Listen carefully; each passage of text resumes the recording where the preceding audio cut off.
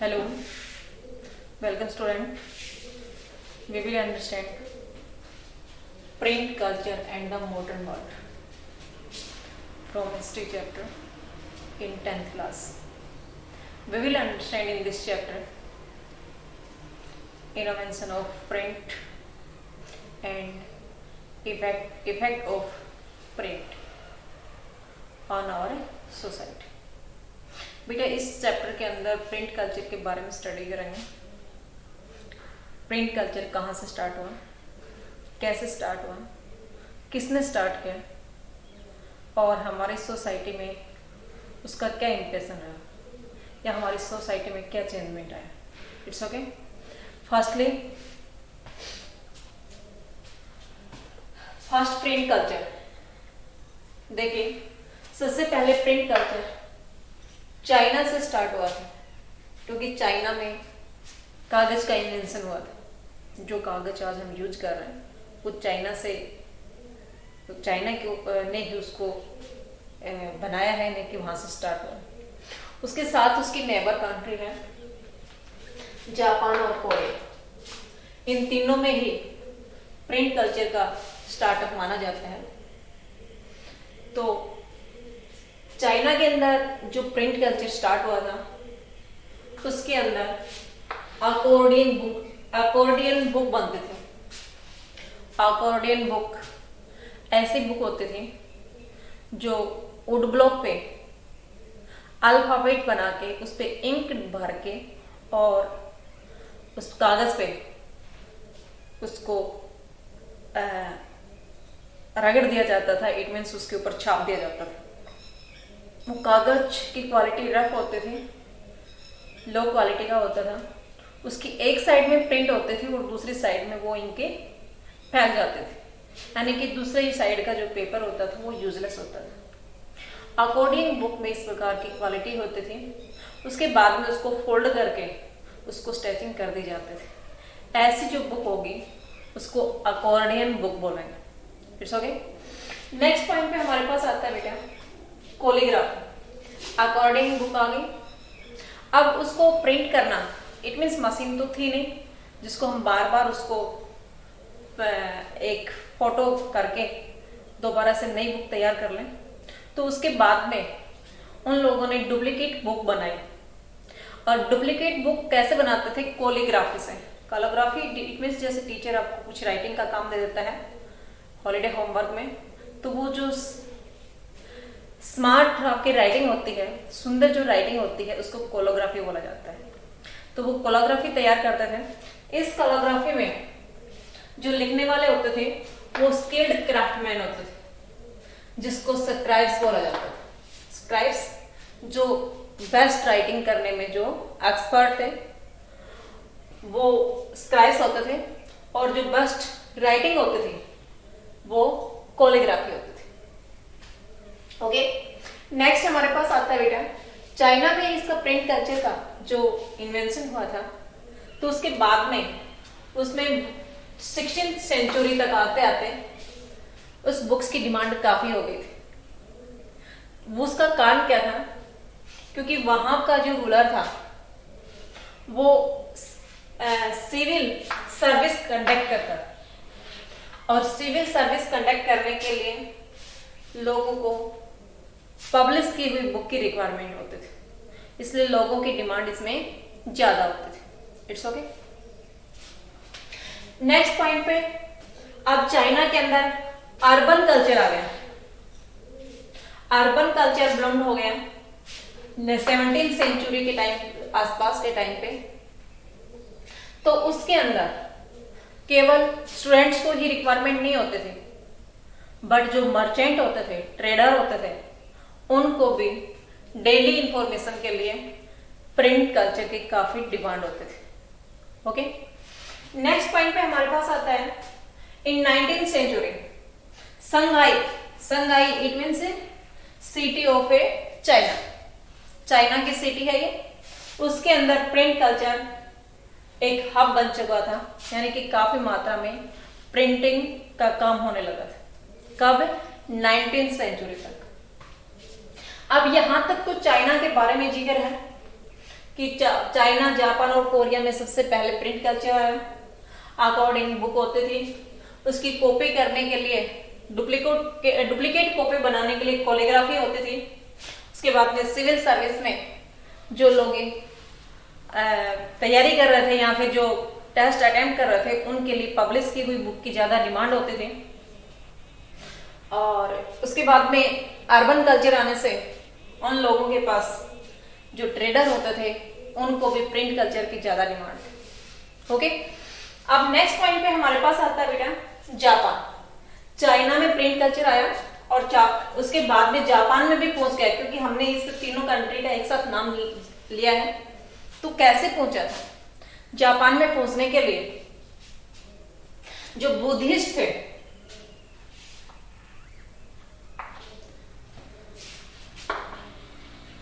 ये बुद्धिस्ट कौन थे? बुद्धिस्ट जो महात्मा बुद्ध के फॉलोअर थे, महात्मा बुद्ध के वॉलेंटियर थे, वो बौद्ध धर्म के प्रचार के लिए दूसरी कंट्री में ट्रैवलिंग कर रहे थे, तो उसको बुद्धिस्ट बोला जाता है। तो जो बुद्धिस्ट मिशनरीज थे वो चाइना से प्रिंट कल्चर को लेके जापान में पहुंचे। जापान के अंदर सबसे पहले जापानीज बुक जो छपी थी वो डायमंड सूत्रा थी, जो बुद्धिस्ट के थे। बुद्धिस्ट डायमंड सूत्रा सबसे पहले प्रिंट की हुई बुकें जापानीज थी। नेक्स्ट पॉइंट पे हमारे पास आता है बेटा, उसके अंदर प्रिंट के साथ साथ पेंटिंग भी होते थे। तो पेंटिंग में जो ईदो उनकी सिटी थी, ईदो इट मीन्स जापान का जो आज टोक्यो सिटी है, उसका एंशिएंट टाइम में अर्ली नेम ईदो था। तो ईदो के अंदर पेंटिंग होती थी। उस पेंटिंग में आर्टिस्ट कॉटसन एंड टी हाउस गैदरिंग उसके अंदर पेंटिंग में दिखाते थे। यानी कि कॉटशंस होता है जो हमारे पास ये नाचने वाले, जो कोठों पे नाचने वाले जो महिलाएं होती हैं उसको बोल सकते हैं, जो हम लगभग मूवी में देखते हैं। और टी हाउस गैदरिंग में हमारे पास जो चाय नाश्ते के लिए जो लोग इकट्ठे होते हैं, कहीं भी कोई भी जो टी स्टॉल होता है वहां पे, इस प्रकार की पेंटिंग में वो शो करते थे। पेंटिंग होती थी और साथ में उनके पास प्रिंटिंग भी होती थी। तो प्रिंटिंग होती थी, उसमें लाइब्रेरीज और बुक स्टोर होते थे। उसके अंदर प्रिंटिंग की हुई बुक्स में क्या क्या टॉपिक होते थे, वुमेन्स के लिए ज्यादा विशेष करके होते थे। म्यूजिकल इंस्ट्रूमेंट के बारे में भी उसमें टॉपिक दिया जाता था उन बुक्स में जो प्रिंट होता था उसमें। और टी सेरेमनी इट मीन्स जो इनविटेशन देते हैं चाय नाश्ते के लिए, हम कोई प्रोग्राम करते हैं उसमें, उनके बारे में कुकिंग्स एक्सेट्रा, इन सभी के बारे में पब्लिश की हुई बुक्स में टॉपिक्स आते थे। लोग काफी उसमें इंटरेस्ट लेते थे। उसमें उन रीडरशिप होती थी, यानी कि स्टडी करने वाला एक होता था, जो रीडिंग करने वाला एक होता था, और उसके बाद में जो उसके पास सुनने वाले होते थे वो काफी होते थे, क्योंकि उस टाइम पे लेस लिटरेसी रेट था, इसलिए ओरली ही वो अपनी इंफॉर्मेशन को ट्रांसफर करते थे, मौखिक रूप से दूसरे के पास अपना संदेश भेजते थे। ओके, नेक्स्ट पॉइंट पे हमारे पास आता है प्रिंट कम्स टू यूरोप। तो चाइना से जो पेपर था वो 11वीं सेंचुरी के आसपास इसमें सिल्क रूट के माध्यम से यूरोपियन कंट्री में पहुंच गया। Silk route it means China से जो सिल्क जिस रास्ते से यूरोप में जाता था उस रास्ते को ही उन्होंने सिल्क रूट नाम दिया है। तो उसी रास्ते से वहां से चाइना का जो पेपर था वो भी ट्रांसफर हुआ था इनकी, उसी रास्ते से वो उसकी टेक्नोलॉजी लेके गए थे। ले जाने वाला कौन था? मार्को पोलो था। ये इटालियन था, इटली का मार्को पोलो 1295 में वो इटली लेके गया और वहां से उसने प्रिंट कल्चर को और ज्यादा एक्सपेंड किया। उस टाइम पे पेपर तो लो क्वालिटी का होता था, रफ होता था, तो जो हाई सोसाइटी के लोग थे उनके लिए वेलम्स पे ये प्रिंट कल्चर होता था। इट मीन्स जो स्किन होती है एनिमल्स की स्किन या लीव्स होते हैं प्लांट्स के, उनके ऊपर प्रिंट होता था, क्योंकि कागज ज्यादा यूटिलाइज नहीं किया जाता था। तो वेलम्स जो एनिमल्स की स्किन होती है जिसके ऊपर प्रिंट का काम होता था, उसको वेलम बोला जाता है। स्क्राइब्स होते थे जो स्मार्ट हैंडराइटिंग करते थे, उनको स्क्राइब्स बोला जाता था। तो ये वेलम्स पे प्रिंट करते थे और उसके बाद में उसकी कॉपी करने के लिए स्क्राइब्स होते थे। जो बुक सेलर होते थे उनके पास अपने खुद स्क्राइब्स थे, वो 50-50 स्क्राइब्स अपने पास रखते थे, उसकी डुप्लीकेट कॉपी तैयार करते थे। तो वो काफी टाइम वेस्ट उसमें होता था।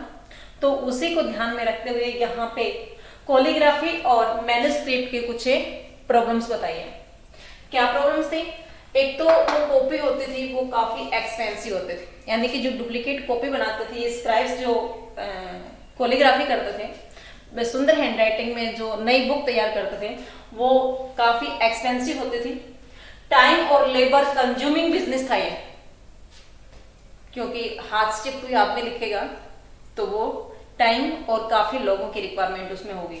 तो जो कॉलीग्राफी और मैन्युस्क्रिप्ट था उसकी प्रॉब्लम क्या थी? कॉपिंग was expensive, it was time and labour consuming business. Okay, next, manuscripts were fragile. It means वो बहुत ही सॉफ्ट होते थे, क्योंकि जो वुड ब्लॉक होता था उसके अंदर अल्फाबेट बना करके बहुत ही बारीक उसको केयर करके और उसके अंदर इंक डाल के और फिर दूसरी जगह पे उसको प्रिंट करते थे। ऐसे वो जो बारीक बारीक काट करके उसमें अल्फाबेट बनाते थे, वो काफी ये कहें कि कोमल होती थी, नाजुक होती थी, जिसको संभालना लोगों के लिए पॉसिबल नहीं, ज्यादा हार्ड वर्क करना पड़ता था। Next, it could not be carried around. उसको जो मैन्युस्क्रिप्ट होते थे उसको एक जगह पे दूसरे जगह पे मूवमेंट कराना काफी मुश्किल होता था, क्योंकि वो डैमेज होने का डर रहता था। इस प्रकार मैन्युस्क्रिप्ट के ये कुछ प्रॉब्लम्स थे, कुछ ड्रॉबैक्स थे। ओके, नेक्स्ट पॉइंट में हमारे पास आता है बेटा Gutenberg and the printing press. अब गुटेनबर्ग कौन था? गुटेनबर्ग था जिसने प्रिंटिंग प्रेस का इन्वेंशन किया था। अभी तक तो हम प्रिंट के बारे में सारी चीजें पढ़ते आ रहे हैं जो चाइना से स्टार्ट हुई थी, बट अब प्रिंटिंग प्रेस आ गई। वो प्रिंट कल्चर था, ये प्रिंटिंग प्रेस है, यानी कि यहाँ से छपाई का काम जल्दी मशीन से तैयार हो जाता। अब वो कैसे हुआ वो मैं आपको डिक्लेयर कर रहा हूँ अभी।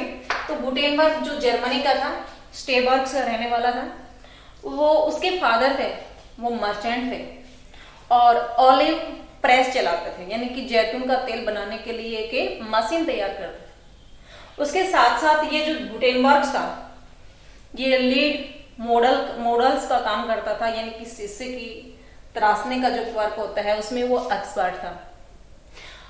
उसने उसी को ओलिव जो प्रेस थी उसी को ही मॉडल बना करके एक नया प्रिंट इंट्रोड्यूस किया। उसके अंदर जो वो हैंडल घुमाता था वो नीचे जाकर के जहां उस ऑलिव के ऊपर प्रेशर बनता था वहां एक प्लेट लगाई। उस प्लेट में उसने अल्फाबेट बना दिए और उसमें इंक डाल करके वो उस कागज पे जब भी प्रेशर आता तो वो कागज पे छप जाता। इस प्रकार से उसने पहले बुक्स छापी। उस बुक्स का नाम जो फर्स्ट बुक थी उसका नाम था बाइबल। सबसे पहले छपने वाली बुक्स थी बाइबल। जो प्रिंट कल्चर या प्रिंट प्रेस है, प्रिंटिंग प्रेस का आविष्कार हुआ था, इन्वेंशन हुआ था, वो हुआ था 1448। 1448 में गुटेनबर्ग ने प्रिंटिंग प्रेस का आविष्कार किया था।